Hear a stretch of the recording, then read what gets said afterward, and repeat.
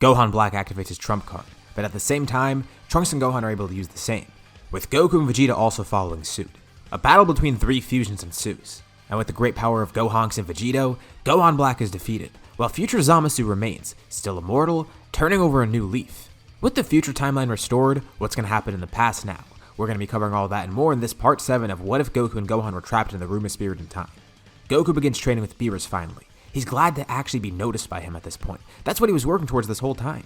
He's been so strong for so long, and now Beerus finally sees that. It doesn't take long for him to awaken Super Saiyan God. And he tries to use it with other forms as well. Apparently, Vegeta was able to use it with his regular Super Saiyan form, making Super Saiyan Blue.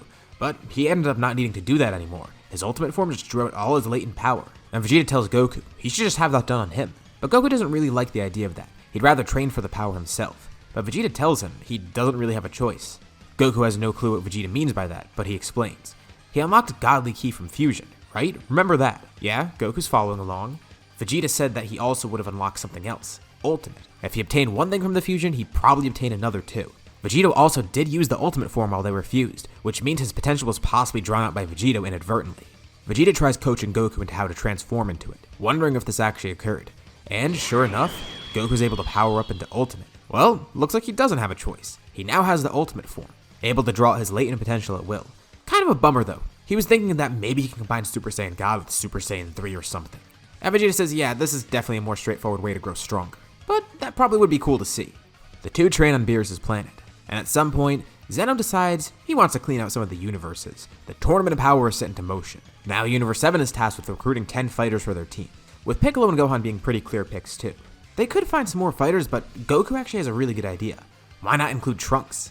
Vegeta calls him an idiot for even suggesting this. Look what happened last time people messed with timelines. Do they really want more of that Zamasu nonsense? But Goku says it should be okay, at least from what he's learned with his time with the Kais. Besides the fact that he has the ability to go between timelines like this, there's also something else to consider. Those timelines are already created. He won't be making new ones by traveling there. He's just going to ones that are already existing. It shouldn't be too big of a deal. And before Vegeta could even stop him, Goku gets a time ring, going to the future. Vegeta completely forgot about Goku being a Supreme Kai student. That makes him wonder, would Goku get that pink-haired form too? And as Goku travels to the future, he wonders the same as well. That would be cool, but probably not because he's Beerus' student now, no longer an apprentice Kai. Pink hair with Super Saiyan 3 could be fun. He arrives in the future, finding Trunks pretty easily. It seems things are going well. Earth is actually restored, looking a lot more normal. Obviously not everybody's revived, but the planet's being rebuilt. Trunks is glad to see Goku, but also surprised why he's here. And somebody else then teleports in. Zamasu sends Goku arriving, so he came here trying to see what's going down. With Goku apologizing, telling Zamasu to not be mad. But he doesn't really care anymore. Besides Goku basically being the same type of deity as him and traveling between timelines, Zamasu reminds Goku that he's already changed his focus. But he is interested to see that Goku's here. Is he just coming to check up on them? But no, Goku actually says it's something else. He explains what's happening, and Zamasu's actually a bit concerned by this. Was he the one to cause this? He wonders if he's to blame. Goku says it's not the case, but Zamasu can't help but feel guilty. Maybe he is involved. Maybe the Zeno of that timeline somehow found out. And at the same time, he also did promise he worked to preserve life now. Goku recruits Trunks for the team, but Zamasu asks him, let him join the tournament too. Goku's not really too sure about it. Yeah, it would be great to have Zamasu on the team, he's incredibly powerful, but he's not sure if that'll even work. He's from Universe 10, but Zamasu says technically not their Universe 10. I mean, Trunks isn't from their Universe 7 either, so really he shouldn't be on the team. But if they allow him, they could probably allow Zamasu. But it's also because he hears about the Super Dragon Balls being the prize.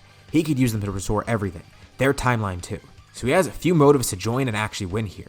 And Goku's a bit unsure. Zamasu getting the Super Dragon Balls? I mean, it seems like he's turned over a new leaf, but he doesn't really know what to think. But he can't really turn it down. I mean, they're also worried about what Zeno will say. Goku says he'd be right back. He used the time ring to go to the present, and rudely intrudes on Zeno's palace. But Zeno actually allows it. Goku's a fun guy. And he asks, he did want to recruit somebody, but he's from another timeline. Is that okay? And Zeno says, yeah, that sounds awesome. Cool. He thanks Zeno for the go-ahead. Oh, also, another guy that he wants to recruit, he's from a different timeline and a different universe. And Zeno is kind of questioning this a bit, which makes Goku terrified, but Zeno thinks over it for a bit and is like, well, as long as he's powerful, yeah, it's cool. Sounds pretty exciting. Cool. Goku tells Trunks and Zamasu that they got the green light, and they come to the present timeline. Trunks is glad to see everyone again, and he even sees his past self now grown up more, and he tells Goku he should recruit present Trunks too. It says they should recruit Goten too.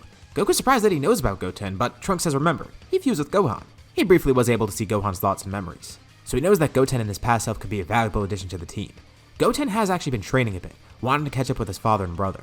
He didn't inherit that great power that they had because they got it from the Rubin Spirit in time, not from having great genes or whatever.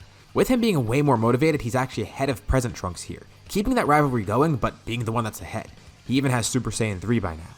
And when he hears about being able to join the tournament, he shows us off to Goku, saying that this could be really helpful. Goku's elated to see this, amazed. It's just like him. He didn't realize that Goten had this form, and Goten can't control it nearly as well as Goku was able to, but Goku's still impressed, and apparently Trunks has Super Saiyan 2. They're still pretty inexperienced as fighters, but yeah, sure, they could be a good addition to the team. Now they just need 2 more fighters, so Goku recruits his best friend Krillin, and he's able to get Tenshinhan to join the team. So they got a pretty good lineup. Goku, Gohan, Vegeta, Trunks, Goten, Piccolo, Krillin, Tenshinhan, and few Zamasu. They're all very concerned about Zamasu being on the team, mainly because he might be a liability still, and also because they don't know how the other universes will react seeing him on there. 2 Trunkses is one thing, but a guy from another universe from another timeline? But Goku assures them it's okay. He thinks. They arrive at the tournament, and as you could expect, it's probably not going to be too tough for them. Zamasu is actually the most proactive for the group. He can act as a meat shield for everybody and try to eliminate as many people as possible. I mean, nothing will hurt him because he can just regenerate from it. But his presence is very confusing to all the other Kais there, and everyone from Universe 10. The other Kais all turn to Zamasu, the present one, and he tells them it's kind of a long story to explain. The Kais say they kind of want to know because they're all about to die anyways. But Zamasu assures them, it could wait for later. He knows that his future self is more like him now, and if that's anything to go by, he'll probably make the right choice if he wins the wish. Zamasu is not worried at all about being erased. He knows he's going to be erased, but he'll be brought back. Gowasu says they should have just recruited him. But either way, it's still fine. Some of the other guys think this is unfair though, but Zeno tells him to shut up. He finds it fun. That Zamasu guy's really cool. Besides just Zamasu, you gotta consider who else is on the team. Mainly Goku, Gohan, Vegeta, and Trunks. Their power is incredible at the moment. Yeah, Goku might have not combined Blue or Rose with Super Saiyan 3 or whatever, but his ultimate form, it's still just as amazing. Vegeta's also still using his ultimate form. Gohan and Trunks, they have their beast forms obviously. At first, it's pretty simple and straightforward. More and more universes are picked off, and eventually they do have to face one of the strongest people there, which is Jiren. The rest of the gods, at least the remaining ones, they're kind of pissed off at Universe 7 for their unfair advantage. But technically, they could have done the same. It's just that they didn't have a future timeline version of themselves and another god from another timeline that they could have recruited. Universe 7 just had the right connections. Jiren might end up being an issue, at least at first. Once you have an entire group fighting against him, especially with the amount of people in the group and the power of each of them, defeating him isn't exactly too tough. Unfortunately, this means Goku doesn't end up getting Ultra Instinct, but he doesn't end up needing it. Not just yet, at least. There's also the fact that Goku hasn't really been training with Beerus or Whis for a while. He's had way less time training underneath Whis. So, even if there was a catalyst for him to unlock Ultra Instinct, it probably would not happen right just now, and if so, it'd definitely be fleeting. But he doesn't need it here. Most of the weight is honestly pulled by Zamasu, Gohan, and Trunks. Gohan even tells Trunks, it would be cool if they fused again. It would make this fight a lot easier, but Trunks says there's no need. Their innate strength is more than enough to help here. Zamasu actually ends up sitting back as support, telling them he'll join if needed, but he lets the 2 of them go at it. Jiren goes into his full power, while Gohan and Trunks show off their full power. They have a ton of fun fighting together, and honestly, Gohan kind of admires Jiren. Apparently Jiren's a superhero from his universe. And for some reason that really resonates with Gohan. A superhero. Sounds cool. He can't exactly put his finger on why just yet, but the Pride Troopers seem pretty cool. Jiren's definitely different from the others that they fought though, not only in terms of strength, but in terms of mentality. He reiterates what some of the other Pride Troopers were telling Universe 7. Their actions here are unjust, going to another timeline to recruit someone. And not just that, but recruiting somebody from a different universe in that timeline. Even if Zeno allowed it, it's still a sneaky thing to do. And it shows Jiren. Their universe is weak. They need to rely on power from another timeline and another universe to win here. But Gohan tells Jiren, that's far from the truth. They definitely could have recruited some other people for their team. They didn't do this out of necessity. It wasn't their last resort. Besides the fact that they knew Trunks was strong, Trunks was recruited because he understood their plight. He knew what it was like to face certain death. And those guys from the present, they helped him. With hope for a better future, they're able to save that timeline. And now it's being restored, becoming much better than it was beforehand. And that Kai over there, he's the one helping. Their connected hope pushes them forward. And their goal here is not to win just for Universe 7 survival, but for everybody's survival. Unanimously, this team has agreed on one wish. If they achieve the Super Dragon Balls, they're bringing everyone else back. And from what they're hearing for Jiren, it doesn't seem like he has the same thing in mind. He has a more selfish wish in mind. It's not like he could win this fight either. The 2 of them are able to overpower Jiren, backing him into a corner, and eventually being able to knock him off the ring. But they thank him for the battle. It was fun seeing this, and even though he's not acting like a traditional superhero, Gohan reminds Jiren. He respects him for what he does as a superhero. And the rest of the Pride Troopers too. It's admirable. And he wonders, maybe he could become a superhero like them for his universe. For MVP, Zamasu is chosen. He's gotten the most eliminations and has been one of the most helpful people here, being able to heal other fighters during the battle as well. They aren't really sure about this still, but Goku could tell. Zamasu's heart is pure. He could see into Zamasu's mind and his intentions. Vegeta tells Goku that's kind of creepy, but Goku said the Kais do it, and it's kind of fun for Goku to use too. That worries Vegeta. He hopes Goku's not randomly reading his thoughts or whatever, but Goku tells him not to worry about that. The point is, he could see into Zamasu's mind. He knows his intentions are pure here. At first, he didn't really know, but once they brought Zamasu back here, he decided to try and utilize this, seeing what he could learn about that future Zamasu. And it's funny, even during the tournament, he communicated telepathically with the other Zamasu in the stands, the present one. He saw the exact same thing. This Zamasu, he's changed, just like he said he would. But he ends up making a wish that's completely different from what they expected. He tells Super Shenron, restore the Super Dragon Balls in the future. Wait, what? Zeno's even confused by this. It sounds like kind of a selfish wish. But Zamasu tells everyone, this wish, it's the most ideal one he could make. He could save 2 timelines at once by doing so. With Super Shenron restored in the future, he'll be able to use those Super Dragon Balls and restore all the universes here. And then, after another year has passed, he could use it again in the future timeline to fully restore that timeline. And they kind of see his thought process here.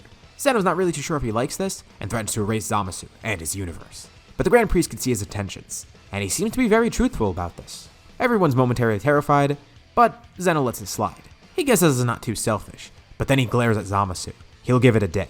If he doesn't see those other universes restored, he'll erase everything. Not just this timeline, but that timeline too.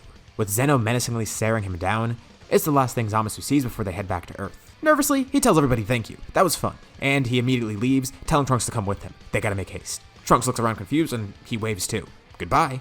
But wait, before Zamasu leaves, Goku asks, why not just use the time ring and get the Super Dragon Balls somewhere else? But Zamasu says he no longer wants to rely on that. Using it to help existing timelines is one thing, but he doesn't want to create more timelines traveling forward or back, or doing that in his own timeline either. Messing with timelines is what brought them here, and he doesn't want to do that anymore. Going between 2 timelines that are still flowing normally, okay, he can allow that. But if they keep messing with time, traveling forward and backward, creating new timelines, who knows what can come as a result of it. He ends up leaving, and sure enough, not too long after, the Super Dragon Balls in the future are used to restore the past universes. Zamasu will continue to rebuild this timeline, and in a year's time, he'll use the Super Dragon Balls again to restore all the people he destroyed, and if there are any consequences, he'll be able to face them. He might not be able to make it like nothing ever happened, but at least he could restore what was destroyed. And following the tournament, Gohan goes up to Goten, wondering if he wants to train anymore. He seems pretty motivated, and Goten is. He even wonders if he can get that same form that Gohan has. And Gohan's not too sure. He tells Goten he probably doesn't want the form, because Gohan partially attributes it to the stuff he went through. It's not worth going through all that to get this form, but maybe he can get something else, who knows. And Goten promises Gohan he'll keep training, and one day he'll surpass his brother. And this makes Gohan happy, glad to see that his brother's happy too. But what does he want to do now? He's had such a bad mental state and a pessimistic outlook on life for so long now. But after that experience in the future, he's starting to become his old self again. A lot more optimistic, looking forward to things, knowing that he could shape his future to be different. And he decides he's going to pursue what he's always wanted to pursue, becoming a scholar. But at the same time, he could be more than that. He could be a hero, just like the Pride Troopers. For some reason, this really resonated with him, like he wanted to become a superhero. He found that really cool. And maybe he can do that, with the great power that he has, and the power that he'll continue to have.